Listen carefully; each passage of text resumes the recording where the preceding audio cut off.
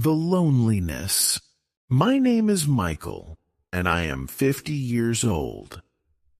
Loneliness is a heavy word. It is not just being alone. It is feeling empty, invisible, and forgotten. I know this feeling too well because I have lived with it for many years. There was a time when my life was full of people. I had friends, family, and coworkers. My days were busy, and my nights were loud with laughter and conversations. But slowly, everything changed. It did not happen all at once. It was like a candle slowly burning out. It started when my parents passed away. First my father, then my mother, a year later. Their house, once filled with the smell of home-cooked meals and the sound of their voices, became silent. I would visit the empty house, sit in the living room, and close my eyes, trying to hear their laughter one more time. But the silence was too loud. After my parents died, I noticed my friends started to drift away. They were busy with their own lives, families, jobs, and new adventures. I understand that life moves on, but I felt stuck. I reached out to them, inviting them for coffee or dinner, but the answers were always the same. I'm sorry, I'm too busy. Or, maybe next time. Next time never came. Then there was my job. I worked at an office for 20 years. It was not my dream job, but it gave me purpose. I used to have lunch with my coworkers and share jokes by the coffee machine. But one day the company decided to make cuts, and I lost my job. Suddenly, I had nowhere to go every morning. My routine was gone. I thought I would find another job quickly, but days turned into weeks and weeks into months. The phone did not ring. My savings got smaller, and my hopes faded. Without a job, I stopped seeing my coworkers. They moved on, and I stayed behind. Now, I live alone in a small apartment. The walls are bare, and the rooms are quiet. I wake up every morning to silence.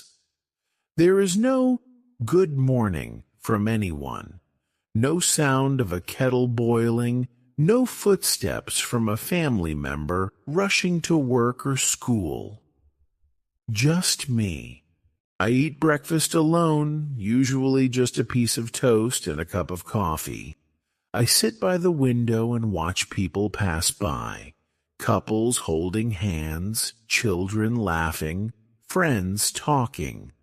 I wonder if they see me sitting there, if they even notice the lonely man behind the glass. The hardest part is the nights. The silence feels heavier in the dark. I lie in bed, staring at the ceiling, wishing for a voice to break the quiet. Sometimes I talk to myself, just to hear a sound, just to remember what a conversation feels like. There are moments when I pick up my phone and scroll through old contacts. I want to call someone, a friend, a cousin, anyone. But I stop myself. What will I say?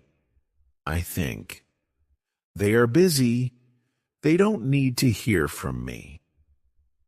So I put the phone down and sit in the silence again. I remember birthdays, holidays, and special occasions. I used to celebrate with others, Christmas dinners, birthday cakes, New Year's Eve parties. Now I spend those days alone. Last Christmas I bought myself a small cake and lit a candle. I sang "Merry Christmas" softly to myself and blew out the candle. It was the loneliest Christmas of my life. There was a day when I went for a walk in the park. It was a sunny afternoon, and the playground was full of children. I sat on a bench, watching the kids run and play, their parents chatting nearby. An old man sat next to me. He looked at me, smiled, and said, "It's a beautiful day, isn't it?" I nodded and smiled back, but inside I felt a deep ache. I wanted to ask him if he felt lonely too, but the words never came out. I have tried to fill the silence. I bought a small radio and let soft music play in the background. I got a cat, a little gray one named Charlie, who now keeps me company. He curls up beside me at night, and for a brief moment, I feel less alone. I even joined a local community group. It was hard at first, stepping into a room full of strangers, but I pushed myself. I talked to a woman named Sarah, who told me she had lost her husband years ago and felt the same emptiness I did. We talked for hours, and for the first time in a long while, I felt heard. Loneliness is not just about being alone. It is about feeling forgotten, like you don't matter. It is about walking through a crowd and feeling invisible. It is about hearing laughter and realizing it is not for you.